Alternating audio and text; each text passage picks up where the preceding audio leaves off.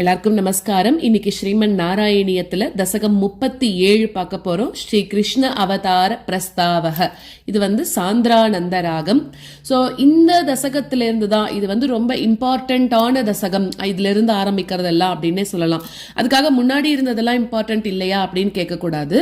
நாராயணியமே important தான். இதுல இருந்து இந்த நாராயணியத்தோட மெயின் கதாபாத்திரம் கேரக்டர் நம்ம கிருஷ்ணரை முழுக்க முழுக்க முழுக்க அனுபவிக்க இருக்கோம். ஸோ அதனால அப்படி சொன்னேன். இது சாந்திரானந்த ராகம். அதாவது முதல் ஸ்லோகத்துல என்ன சொல்றா அப்படின்னா, நம்ம கவனிச்சு பார்த்தோம்னா தெரியும், முதல் நாராயணியம் ஆரம்பிக்கணும் அப்படின்னு ஆரம்பிக்கும் போது பட்டதிரி சாந்திரானந்தன்ற வார்த்தையில தான் ஆரம்பிச்சார். அதே மாதிரி கிருஷ்ண அவதாரம் ஆரம்பிக்கும் போதும் சாந்திரானந்த தனோ அப்படின்னு தான் ஆரம்பிக்கிறார். அதாவது அவரால் கிருஷ்ணரை பற்றி பேச ஆரம்பிச்ச உடனே அவ்வளோ ஒரு ஆனந்தம் அவருக்குள்ள. ஸோ அவர் என்ன சொல்றாருன்னா, முழுமையான ஆனந்தத்து வடிவா இருக்கக்கூடிய நீ முன்னாடி காலத்துல என்ன ஆச்சு, துவாபர யுகத்தோட கடைசியில தேவர்களுக்கும் அசுரர்களுக்கும் நடந்த போர்ல நீ என்ன பண்ண, அசுரர்களை கொன்னுட்ட. ஆனா கூட சில அசுரர்கள், இந்த காலநேமி மாதிரி இருக்கக்கூடிய அசுரர்கள்லாம் என்னன்னாக்க அவளோட கர்மவினை பயனால மோட்சம் கிடைக்காம என்ன பண்ணா, திருப்பியும் மண்ணுலகத்துல பிறக்கிறா அப்படின்னு சொல்றா. அதாவது ஜெயன், விஜயன், இரண்யகசிபு, ஹிரண்யாக்ஷன், ராவணன், கும்பகர்ணன், சிசுபாலன், தந்தவக்திரன், இப்படி அவளோட அந்த பேர் வந்துட்டே இருக்கு இல்லையா, ஜெயன் விஜயன்லேருந்து ஆரம்பிச்சு. அப்படி இருக்கும்போது இந்த காலநேமி மாதிரி இருக்கக்கூடிய அசுரர்கள்லாம் அவளோட கர்மவினை பயனால மோட்சம் அடையாம திருப்பியும் மண்ணுலகத்துல பிறக்கிறாளாம். அந்த அசுரர்கள் நிறைய பேர் ஆயிட்டதுனால என்ன ஆயிடுதுன்னா, பூமாதேவிக்கு ரொம்பவும் துன்பம் வந்துருத்தான். அதனால அவ என்ன பண்றா, தன்னோட கஷ்டத்தை முறையிடணும் அப்படிங்கிறதுக்காக சத்திய உலகத்துல இருக்கக்கூடிய அந்த பிரம்மா கிட்ட போறா. அப்போ தேவர்கள் எல்லாரும் அங்க கூடியிருக்கா. பிரம்மா கிட்ட இது எல்லாத்தையும் பத்தி சொல்றா அப்படிங்கிறா. ரெண்டாவது ஸ்லோகத்துல என்ன சொல்றான்னா, இந்த பெரிய நல்லவா எவ்வளவு பேர் இருந்தாலும் பூமாதேவிக்கு ரொம்ப சந்தோஷமா. ஆனா இந்த மாதிரி ரொம்ப கெட்டவா இருந்தா அவளுக்கு சுமை தாங்க முடியாதாம். அதனால என்ன சொல்றா, நான் ரொம்ப சோக கடல்ல மூழ்கி இருக்கேன், என்னை நீ தான் காக்கணும் அப்படிங்கிறா. ஸோ என்னோட இந்த அவல நிலை இதை தேவர்கள் கிட்ட நீ கேட்டு தெரிஞ்சுக்கோ அப்படின்னு ரொம்பவும் புலம்புறாளாம். ஸோ அப்ப என்ன ஆகுறது, அவளை பார்த்து அந்த பிரம்மதேவர் நாலாபுறத்துல இருந்த தேவர்களோட அந்த வாடின முகங்கள் எல்லாத்தையும் பார்த்து, நம்மளால இப்ப என்ன பண்ணணும்னே தெரியலையே அப்படின்னு விஷ்ணுவா இருக்கக்கூடிய ஒன்னையே பிரம்மா தியானிக்க ஆரம்பிக்கிறாராம். அந்த பிரம்மா தேவர்களை நோக்கி, நிலமகள் சொன்னது ரொம்பவும் கரெக்டு தான், அவளையும் உங்களையும் காக்கிறதுல என்னால பெருமாள் கிட்ட போய் நம்ம எல்லாரும் முறையிடலாம். ஸோ அந்த பெருமாள் தான் இதுக்கெல்லாம் நம்ம எல்லாரையும் காக்கக்கூடியவன் விஷ்ணு தான் அப்படின்னு சொல்றார். ஸோ நம்ம எல்லாரும் சிவனை கூட்டிண்டு சீக்கிரமாக பார்க்கடலுக்கு போய் அந்த பெருமாளையே வணங்கி துதிக்கலாம் அப்படின்னு சொல்றா. உடனே அவ எல்லாரும் ஒன்னா கூடிண்டு உன்னோட இருப்பிடத்துக்கு வரா அப்படிங்கிறா. 4வது ஸ்லோகத்துல அவ எல்லாரும் எப்படி இருக்குன்னா, அங்க வந்துருக்கா. அந்த பார்க்கடல் எப்படி இருக்குன்னா, இளம் தென்றல் வீசின்னு இருக்கான்.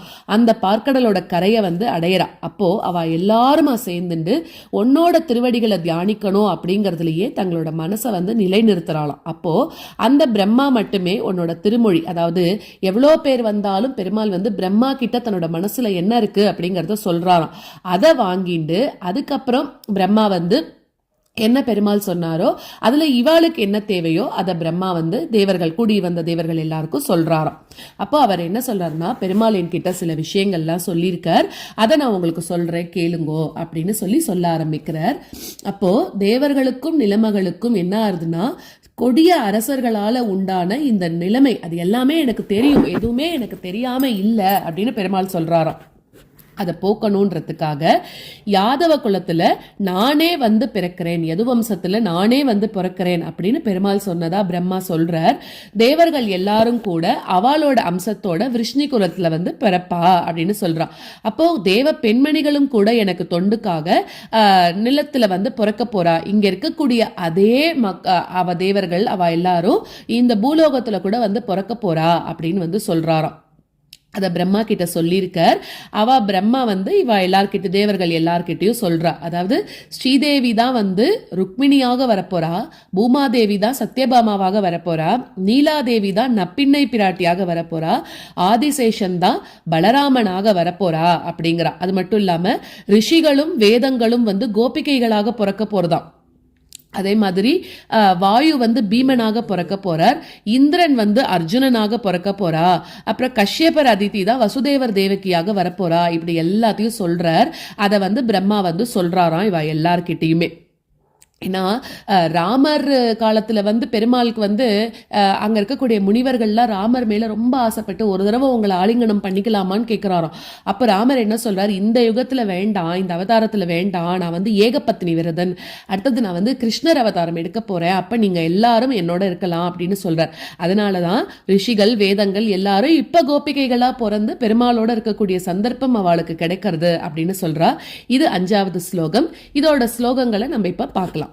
சாந்திரானந்ததனோ ஹரே நனுபுரா தைவாசுரே சங்கரே த்வத்கிருத்தா அபி கர்மசேஷவசதோ ஏதேன தாதா கதிம் தேஷாம் பூதல ஜன்மனாம் திதிபுவாம் பாரேன தூரார்திதா பூமிஃப் பிராப விரிஞ்சமாஸ்ரித பதம் தேவைஃ புரைவாகதைஹி சாந்திரானந்ததனோ ஹரேணனுபுரா தைவாசுரே சங்கரே த்வத்கிருத்தா அபி கர்மசேஷவசதோ ஏதேன தாதா கதிம் சாந்திரானந்ததனோ ஹரேணனுபுரா தைவாசுரே சங்கரே த்வத்கிருத்தா அபி கர்மசேஷவசதோ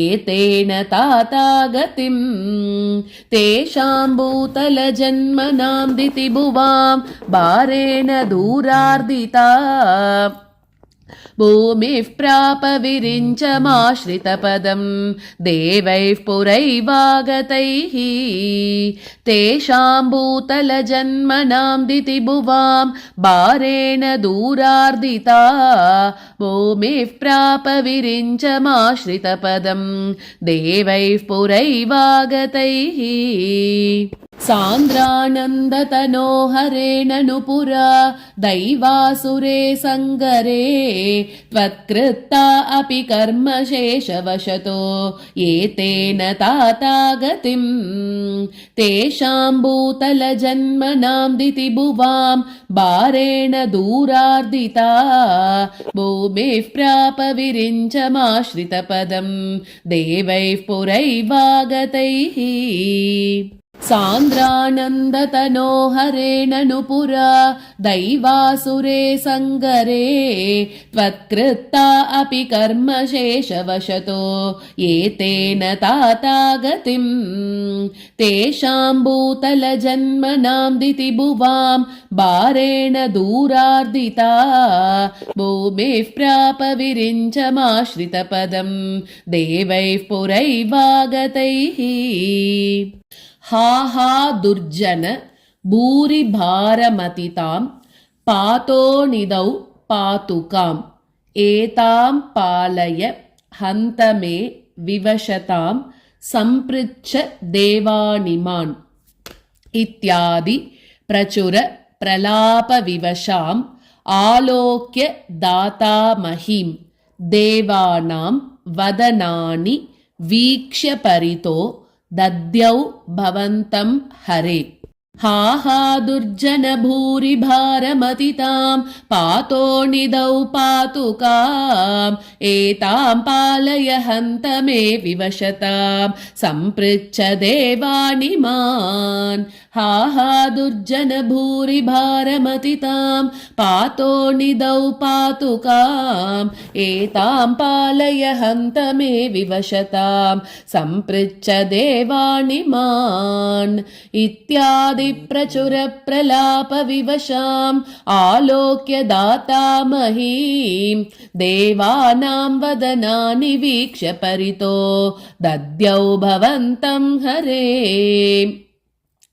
इत्यादि प्रचुर प्रलाप विवशाम् आलोक्य धाता महीम् देवानां वदनानि वीक्ष्य परितो दध्यौ भवन्तं हरे हा हा दुर्जन भूरि भारमतितां पातो निधौ पातुकाम् एतां पालय हन्त मे विवशतां सम्पृच्छ देवानि मान् इत्यादि प्रचुर प्रलाप विवशाम् आलोक्य धाता महीम् देवानां वदनानि वीक्ष्य परितो दध्यौ भवन्तं हरे हा हा दुर्जन भूरि भारमतितां पातो निधौ पातुकाम् एतां पालय हन्त मे विवशतां सम्पृच्छ देवानि मान् इत्यादि प्रचुर प्रलाप विवशाम्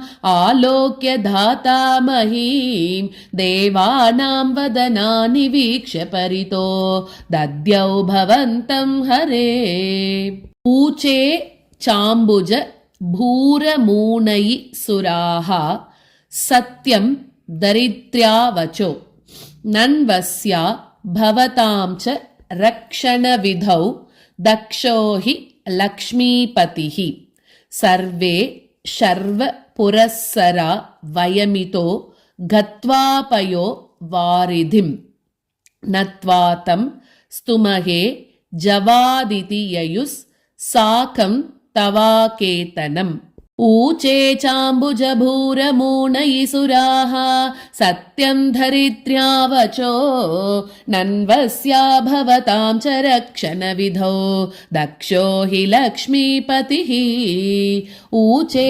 चाम्बुजभूरमूनयि सुराः सत्यं धरित्र्यावचो नन्वस्या भवतां च रक्षणविधौ दक्षो हि लक्ष्मीपतिः सर्वे शर्वपुरःसरा वयमितो गत्वापयो वारिधिं नत्वा तं स्तुमहे जवादिति ययुस् साकं तवाकेतनम् सर्वे शर्वपुरःसरा वयमितो गत्वापयो वारिधिं नत्वा तं स्तुमहे जवादिति ययुस् साकं तवाकेतनम् ऊचे चाम्बुजभूरमूनयि सुराः सत्यं धरित्र्यावचो नन्वस्या भवतां च रक्षणविधौ दक्षो हि लक्ष्मीपतिः सर्वे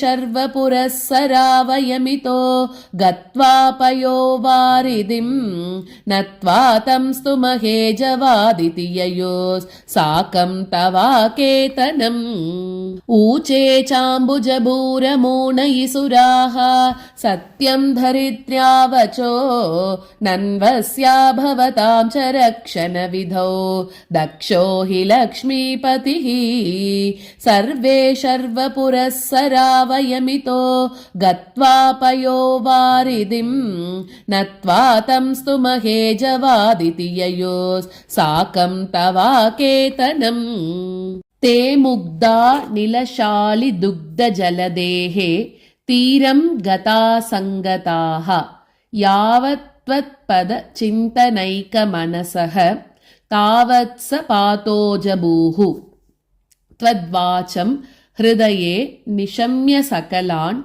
आनन्दयन्नूचिवान् आख्यात परमात्मना स्वयमहं वाक्यं तदा कर्ण्यताम् ते मुग्धानिलशालिदुग्धजलदेः तीरं गता संगताः यावत्त्वत्पदचिन्तनैकमनसः तावत् स पाथो जबूः ते मुग्धानिलशालिदुग्धजलदेः तीरं गता संगताः यावत्त्वत्पदचिन्तनैकमनसः तावत् स पाथो जबूः त्वद्वाचं हृदये निशम्य सकलान् आनन्दयन्नूचिवान् आख्यातः परमात्मना स्वयमहं वाक्यं तदाकर्ण्यताम् त्वद्वाचं हृदये निशम्य सकलान् आनन्दयन्नूचिवान् आख्यातः परमात्मना स्वयमहं वाक्यं तदाकर्ण्यताम् ते मुग्धानिलशालिदुग्धजलदेहे तीरं गता सङ्गताः यावत् त्वत्पदचिन्तनैकमनसः तावत् सपातो जबूः त्वद्वाचं हृदये निशम्य सकलान् आनन्दयन्नूचिवान् आख्यातः परमात्मना स्वयमहं वाक्यं तदाकर्ण्यताम् ते मुग्धानिलशालिदुग्धजलदेहे तीरं गता सङ्गताः यावत् त्वत्पदचिन्तनैकमनसः तावत् सपातो जबूः त्वद्वाचं हृदये निशम्य सकलान् आनन्दयन्नूचिवान्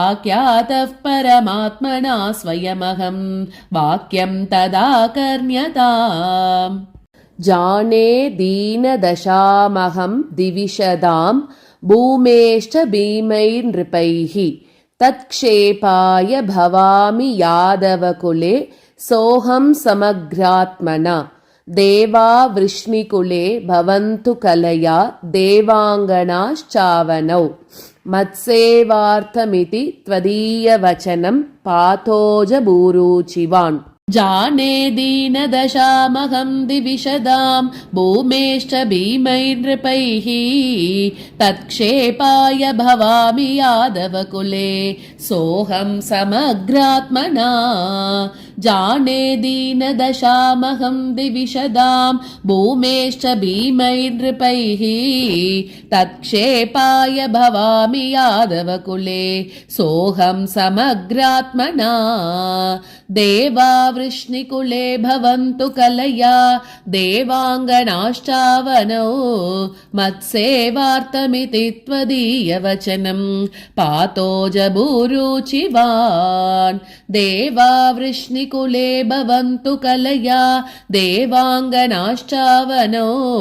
मत्सेवार्थमिति त्वदीयवचनं पातो जबूरुचिवान् जाने दीनदशामहं दिविशदां भूमेश्च भीमैर्नृपैः तत्क्षेपाय भवामि यादवकुले सोऽहं समग्रात्मना देवा वृष्णिकुले भवन्तु कलया देवाङ्गनाश्चावनौ मत्सेवार्थमिति त्वदीयवचनं पातो जबूरुचिवान् जाने दीनदशामहं दिविशदां भूमेश्च भीमैर्नृपैः तत्क्षेपाय भवामि यादवकुले सोऽहं समग्रात्मना देवा वृष्णिकुले भवन्तु कलया देवाङ्गनाश्चावनौ मत्सेवार्थमिति त्वदीयवचनं पातो